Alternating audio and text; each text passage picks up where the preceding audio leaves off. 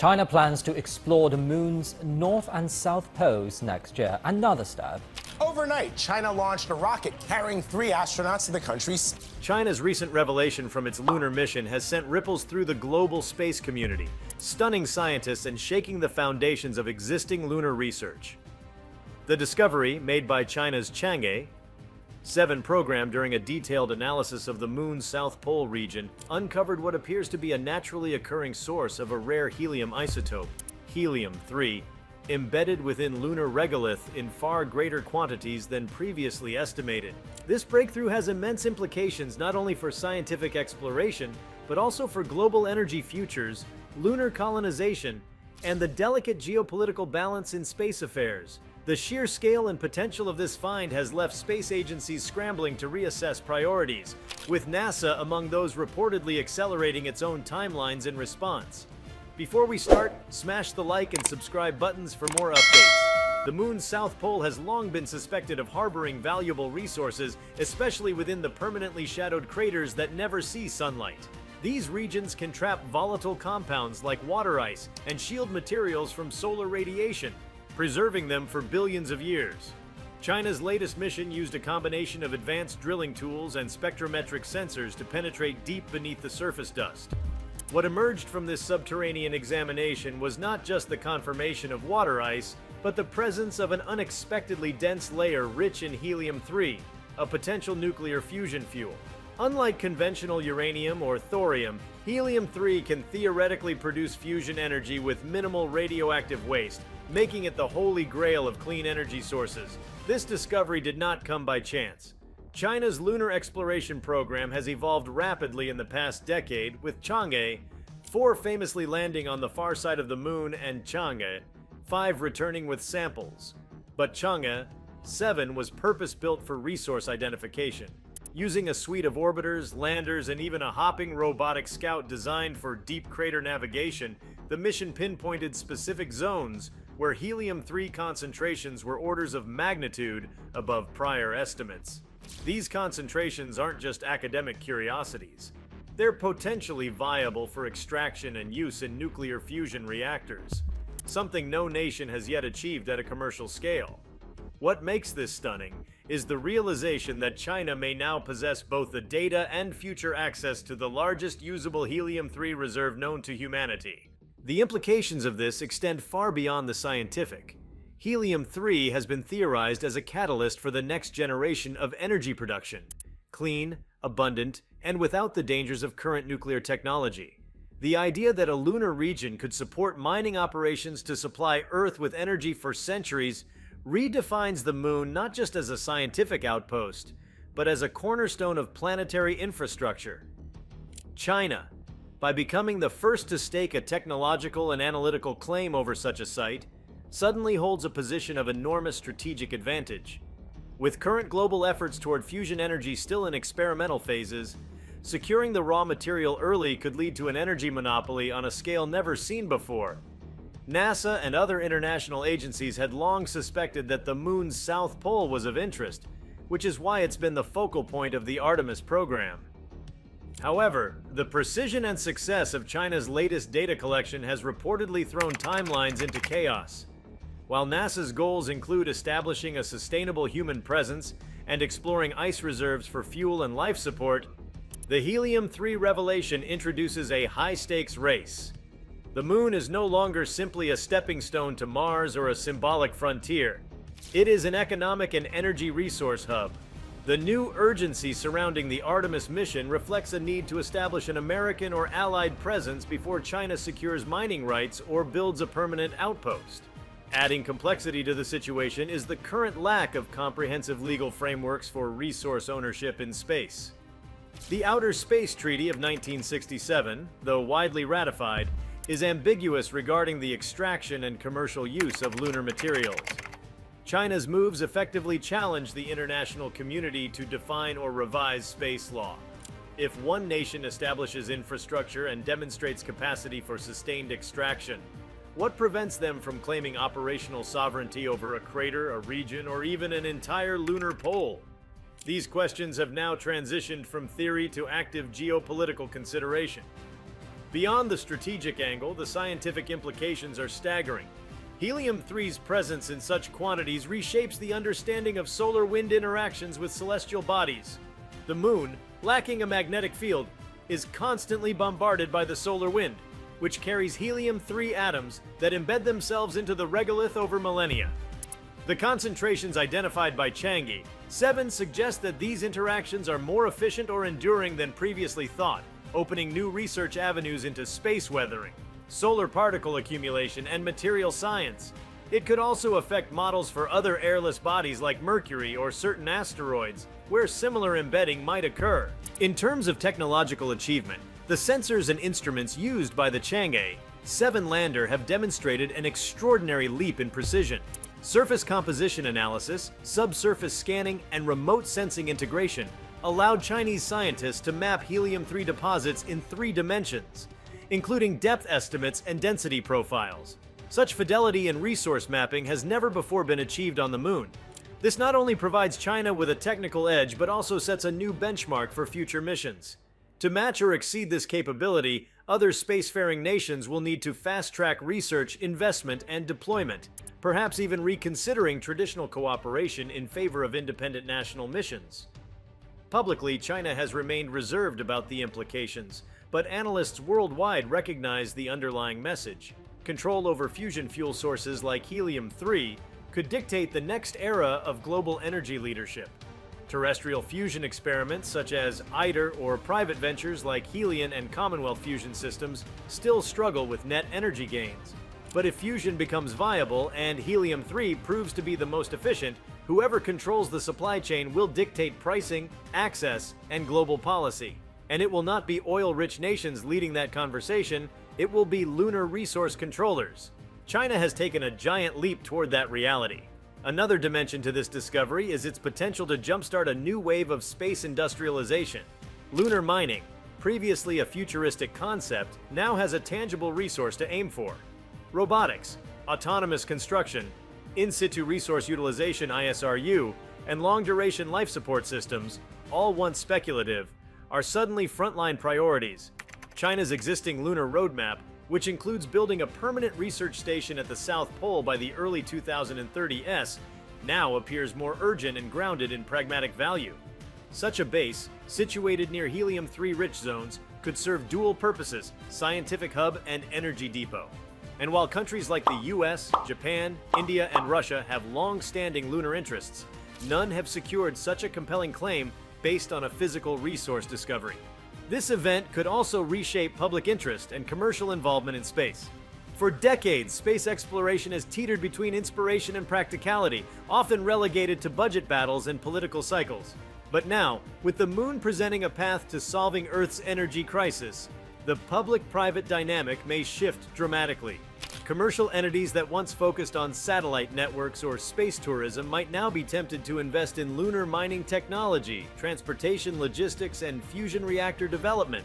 A gold rush mentality may take hold, not for precious metals, but for the promise of sustainable post-carbon energy.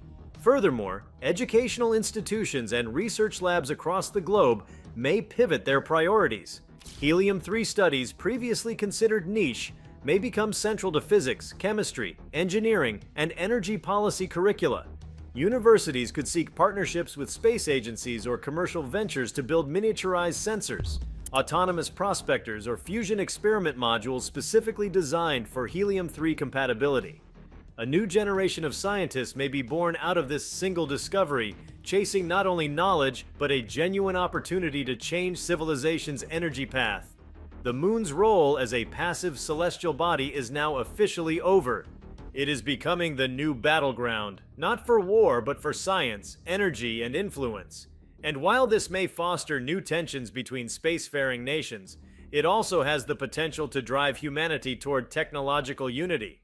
The challenge of harnessing helium-3 for Earth-based use is enormous, requiring global-scale logistics, massive infrastructure, and decades of commitment. But with such high stakes and now a confirmed location of rich deposits, there is finally a clear direction to aim for. This moment may later be viewed as the true start of the space resource era, the point at which space shifted from exploration to extraction. From here forward, missions to the moon will not just be about planting flags or collecting rocks. They will be about securing the future of energy, technology, and global stability. China, with its new foothold at the moon's south pole, has effectively rewritten the rules of engagement in space. What once was theoretical is now tangible. The moon is no longer distant and empty, it's full of potential, and China has just claimed the first major piece. The seismic impact of China's recent lunar discovery continues to reverberate through multiple dimensions of science, technology, and geopolitics. While the initial excitement centered around the identification of helium-3, the broader consequences of the mission unfold into deeper, more transformative currents. With a single mission, China has not only altered the strategic narrative of space exploration, but also triggered a fundamental rethinking of humanity's relationship with celestial bodies. The moon is no longer a passive satellite. It has become a platform for scientific dominance, economic leverage, and interplanetary infrastructure development. What makes this development even more astounding is the meticulous strategy that preceded it. China didn't stumble upon the find, it pursued it methodically. Over a decade of mission sequencing, infrastructure development, and scientific investment culminated in Chang'e, 7's payload. The instruments aboard weren't just passive observers, they were sophisticated tools of mineralogical interrogation, capable of operating in the harshest lunar environments. This indicates a long-term vision not merely for exploration, but for systematic lunar exploitation. Such a vision cannot exist in a vacuum. It must be supported by a tightly coordinated policy framework, industrial base, and scientific ecosystem. All these elements seem to be converging at a pace unmatched by any other spacefaring nation today.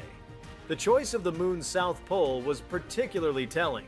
It wasn't selected solely because of its theoretical potential. This region, with its complex terrain of shadowed craters and elevated ridges, represents both a challenge and a reward. Navigating and landing in these areas require advanced autonomous systems, highly durable hardware, and a level of precision landing that only a handful of nations can currently achieve. By succeeding in this region, China has demonstrated a maturation of space capabilities that extends far beyond simply getting there. It now has proof of concept that it can land, operate, and extract data in one of the most difficult extraterrestrial environments known to us. This sets a precedent. Future missions won't just be about endurance or exploration. They will be about proving the capability to turn planetary bodies into usable assets. With this success, a new form of deterrence has quietly emerged. Not military, but technological. The capability to secure and potentially extract extraterrestrial resources provides a nation with leverage that transcends earthbound borders. If China continues to develop this capacity while others lag, it effectively builds a form of soft power that is enforceable through economic and scientific superiority. Helium-3, although just one resource, is emblematic of this potential. The very idea that a single substance buried in the lunar regolith could reshape energy markets, alter climate trajectories, and pivot global alliances underscores the enormous influence that space discoveries now carry. One underappreciated consequence of China's breakthrough lies in its ripple effect on mission architectures. Traditionally, space missions are built around exploration and sample return. Now the paradigm is shifting toward in-situ resource utilization and long-term habitation. China's move will almost certainly catalyze a shift in how space agencies prioritize payload design, mission longevity, and infrastructure development. Landers and rovers may increasingly come equipped not just with scientific tools, but with drills, smelters, and chemical separators. The objective will be to test systems that can harvest, process, and store lunar resources directly on site, paving the way for semi-autonomous lunar industry. This represents a new design logic for missions, less about observation and more about application. That pivot also requires an unprecedented confluence of engineering disciplines. Mechanical engineering must intersect with robotics, materials science must inform habitat construction, and chemical engineering must adapt to low-gravity environments. The moon, in this context, becomes a testing ground not just for equipment, but for interdisciplinary collaboration at the frontier of human capability. China's efforts show signs of having embraced this fusion of skills. Their lunar mission teams appear to be working with coordination levels that bridge traditional academic and industrial silos, which may be one of the hidden factors behind their rapid advancement. Another consequence that demands attention is the likely transformation of terrestrial logistics and supply chains. Helium-3 or any other lunar material cannot simply be mined and returned to Earth using existing space infrastructure. The mass-to-payload ratios, energy costs, and transit durations all present significant logistical bottlenecks. However, China's discovery gives urgency to solving these problems. This may trigger a new generation of spacecraft, designed not just for travel but for freight. We may see the emergence of reusable lunar cargo vehicles, orbital storage depots, and even Earth-Moon shuttle systems. Some concepts, such as electromagnetic launchers or nuclear-powered haulers, may move from science fiction to prototype. The need to move bulk material across the vacuum of space efficiently could usher in a transportation revolution every bit as transformative as the first transoceanic shipping fleets or the rise of global air cargo.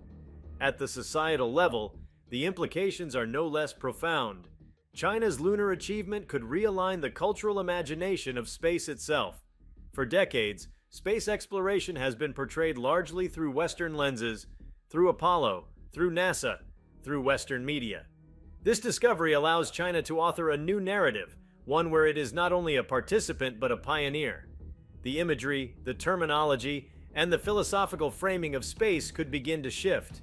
Lunar development may become associated not with Cold War-era competition, but with multipolar pragmatism and energy-driven ambition. This change in narrative control has consequences for global perception, soft power, and the symbolic capital that nations wield on the world stage. Such cultural transformations also shape domestic priorities. Chinese citizens may begin to view space not as a distant dream but as a tangible future, one that their nation is actively constructing. This could fuel greater public support for science education, increased university enrollment in space-related fields, and a generational uptick in engineering and physics talent. A population aligned in spirit with national space goals can significantly enhance a country's innovation curve. Moreover, if China continues to frame its lunar progress as a peaceful and globally beneficial endeavor, particularly by emphasizing Helium-3's clean energy potential, it could expand its influence in regions looking for alternatives to traditional fossil fuel economies. China's recent success may also spark a reconfiguration of international alliances. Countries without their own space programs might now seek partnerships with China, offering terrestrial resources, research facilities, or political support in exchange for shared access to lunar technology or future Helium-3 supplies. This could lead to the establishment of a new space bloc, a coalition of nations aligned not by ideology, but by shared access to extraterrestrial resources. The implications for global diplomacy are enormous. Long-standing alliances built on Earth-bound resource dependencies may begin to fray if lunar resources become accessible only through new partnerships. The competition for Helium-3 might, paradoxically, lead to a more fragmented geopolitical order, where space capability rather than geographic location or military strength defines diplomatic power. It's also worth noting that the ripple effect of this discovery might eventually touch regulatory bodies and economic institutions. Global financial markets may begin factoring space-based resources into long-term forecasts. Multinational corporations that deal in energy, aerospace, or mining might reevaluate their strategic portfolios. Investment in space-based startups could surge, particularly those involved in robotics, fuel synthesis, or autonomous navigation. Entire new sectors may be born around lunar logistics, regolith processing, or orbital infrastructure. Governments may establish new departments or agencies specifically dedicated to managing extraterrestrial economic engagement. China's find, then, does not just influence space, it reshapes Earth's political economy. Yet, amid all this excitement, there is a growing pressure to address the legal vacuum surrounding space resource utilization. China's success has highlighted the inadequacies of current space law. There is no universally accepted framework that governs how lunar resources are to be owned, traded, or protected. This leaves the door open to conflict, legal, diplomatic, or even territorial. If China proceeds to develop infrastructure around the Helium-3 zones, It sets a precedent that others may seek to emulate or contest. The potential for overlapping claims, especially as more countries and companies reach the moon, grows significantly. Without proactive legal instruments, the moon could become a place of disputes rather than discovery. This is particularly pressing as lunar missions multiply in the coming decade. Ethical considerations will also begin to surface. Lunar mining might seem far removed from environmental activism, but questions of sustainability, ecosystem impact, and stewardship will inevitably arise. Even though the moon is lifeless, it is not valueless. There is scientific integrity to be preserved, archaeological significance in preserving past missions, and philosophical depth in determining how we treat a celestial body. China's discovery intensifies the need for ethical frameworks that define not just what we can do, but what we should do on the moon. This includes rules about altering landscapes, disposing of waste, and prioritizing scientific zones over commercial interests.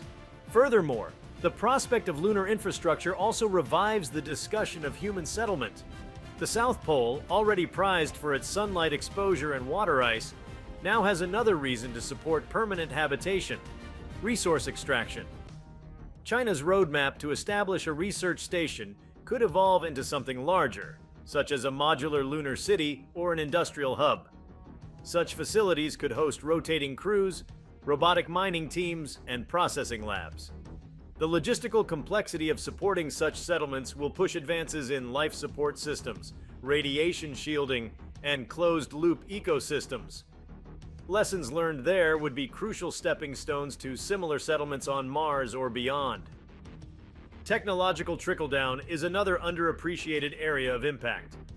The technologies that China has developed for its lunar exploration, ranging from deep crater navigation AI to ultra-durable solar arrays, could find applications here on Earth.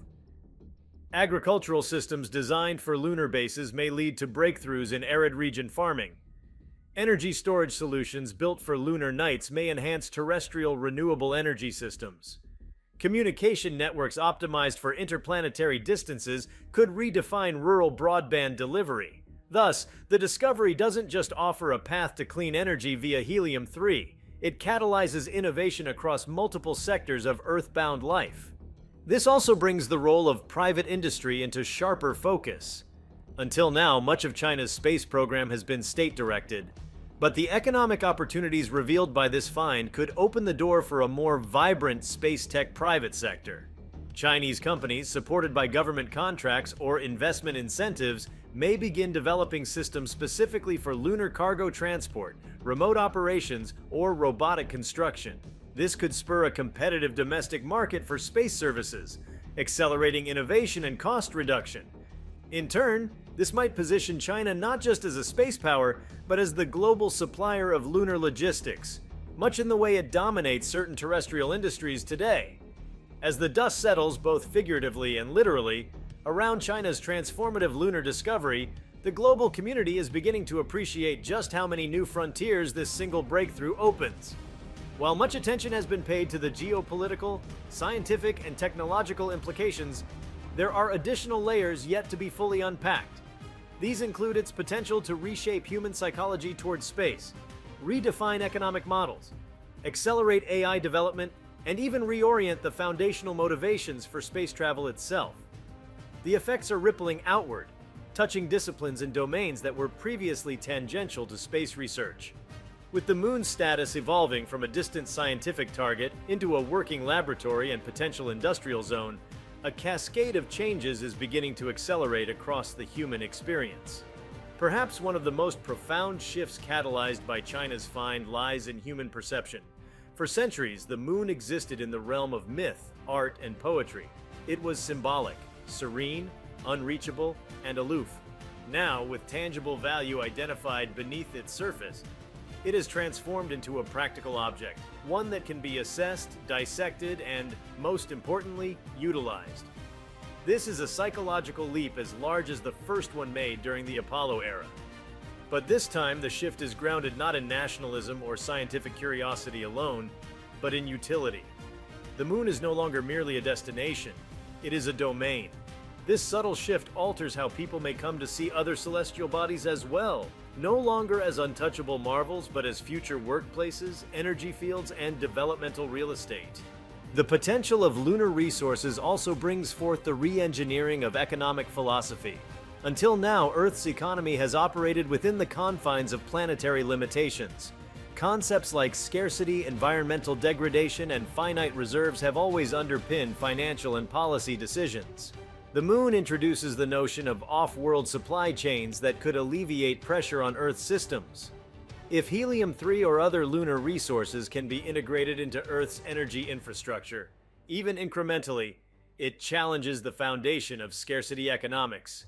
It would be the first real-world example of extraterrestrial economics having a measurable effect on terrestrial systems. That thought alone is paradigm shifting. This budding off-Earth economy won't just rely on physical resources, it will require digital infrastructure that can manage operations at lunar distances. Here, artificial intelligence is set to play an outsized role. The autonomy needed for lunar mining, exploration, maintenance, and even decision-making under the constraints of limited bandwidth and signal lag will require a generation of AI not just trained for efficiency, but for resilience. These systems must be able to function without constant Earth-based oversight, adapt to unknown conditions, and coordinate with fleets of robotic and human agents. China's mission, by demonstrating real-time remote sensing and autonomous navigation in lunar terrain, underscores the importance of AI as the invisible backbone of this new industrial frontier. Interestingly, this lunar momentum could also foster a renaissance in international cooperation, albeit of a new kind. While competition is inevitable, especially between major powers, many smaller nations that lack the capacity for full-scale space programs may see strategic alignment with lunar-capable partners as their entry point into space. Rather than duplicating efforts, alliances may emerge where countries offer unique contributions, such as environmental data, advanced computing, or rare earth materials for spacecraft components, in exchange for access to lunar data or resource-sharing agreements. China's role in enabling or denying these collaborations gives it a powerful diplomatic tool, one that extends beyond Earth's atmosphere and into the very terms by which international science and energy diplomacy operate.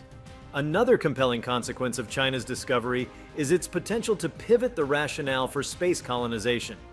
Traditionally, off-world habitation has been driven by long-term existential concerns: planetary defense, overpopulation, climate collapse. While still valid, these motives often feel abstract or distant. The emergence of a commercially valuable, scientifically verified lunar resource creates an immediate, quantifiable reason for humans to be off-planet. Colonization may no longer be a precautionary measure, it becomes a business model. Habitats and lunar outposts can be framed not as speculative lifeboats, but as integral nodes in a functioning energy economy. This shift could reshape public sentiment, political will, and private investment toward permanent space presence as a profit-driven inevitability rather than a futuristic dream. Education systems, too, will not remain untouched. The curriculum for young students and university programs will evolve as the industrialization of the Moon becomes more than hypothetical. Entire academic tracks will emerge around lunar engineering, space logistics, off-Earth ethics, and astrogeoeconomics. Students entering primary school today may graduate into a world where internships on lunar-related projects are as feasible as those in renewable energy or aerospace design. China's momentum in this domain will likely influence educational policy far beyond its borders, inspiring similar shifts globally. If one country can redefine the Moon as a working laboratory for energy production, others will quickly follow, preparing their populations to contribute and compete. Beyond institutions and infrastructure, the cultural impact of China's lunar success may also stimulate artistic, literary, and philosophical exploration. Human imagination is always reshaped by scientific discovery. Just as the moon landings inspired generations of filmmakers, authors, and thinkers, this new resource-driven chapter of lunar engagement could become fertile ground for storytelling, speculative fiction, and visual arts. But the tone will differ. Instead of tales of exploration and heroism, the new lunar mythos may focus on adaptation, enterprise, and transformation, of humanity making the moon not just a place to visit, but a place to live, build, and create. The romance of the moon may not fade, but it will evolve.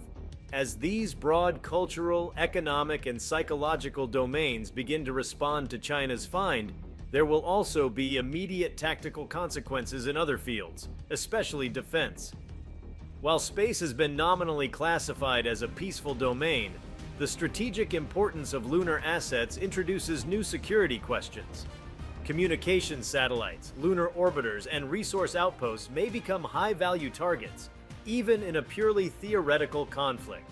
China's early lead in deploying functioning infrastructure around valuable resources could pressure other nations into launching not just missions, but comprehensive space defense strategies.